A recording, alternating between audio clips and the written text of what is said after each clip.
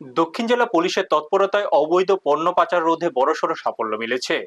গোপন সূত্রে প্রাপ্ত নির্ভরযোগ্য তথ্যের ভিত্তিতে পিয়ারবাড়ি থানা ও রাঙ্গামুড়া আউটপোস্টের পুলিশ যৌথভাবে একটি বিশেষ অভিযান করে।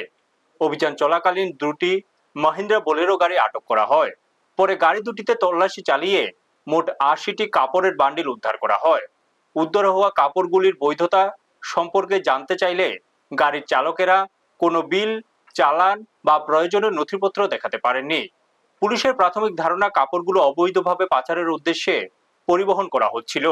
এই কারণে ভারতীয় নাগরিক সুরক্ষা সংহিতা এর ১০৬ নং ধারায় কাপড়ের বান্ডিল ও ব্যবহৃত দুটি গাড়ি বাজেয়াপ্ত করা হয়েছে। পাশাপাশি ঘটনার সঙ্গে জড়িতদের বিরুদ্ধে প্রয়োজনীয় আইনগত ব্যবস্থা গ্রহণের প্রক্রিয়া শুরু হয়েছে। দক্ষিণ জেলা পুলিশ থেকে জানিয়েছে, জেলার বিভিন্ন এলাকায় পাচার ও অবৈধ ব্যবসা রোধে গোয়েন্দা তথ্যের ভিত্তিতে নিয়মিত অভিযান চালানো হচ্ছে। ভবিষ্যতেও এই ধরনের বেআইনি কর্মকাণ্ডের বিরুদ্ধে কঠোর ব্যবস্থা অব্যাহত থাকবে।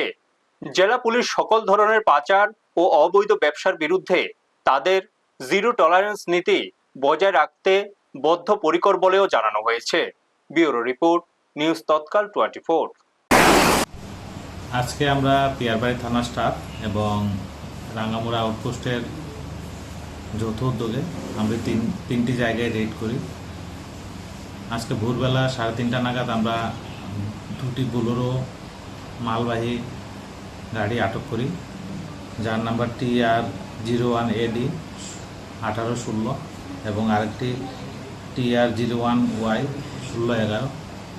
এই দুটি মালবাহী গাড়ি থেকে আমরা সর্বমোট 80 বস্তা বিভিন্ন ব্র্যান্ডের কাপড়, চুড়িদার এগুলো উদ্ধার করি, যেগুলো বাজার মূল্য আনুমানিক 15 লক্ষ টাকা হবে। এগুলো আমরা সিজ করি, যেগুলো পাচারের জন্য আনা হয়েছিল।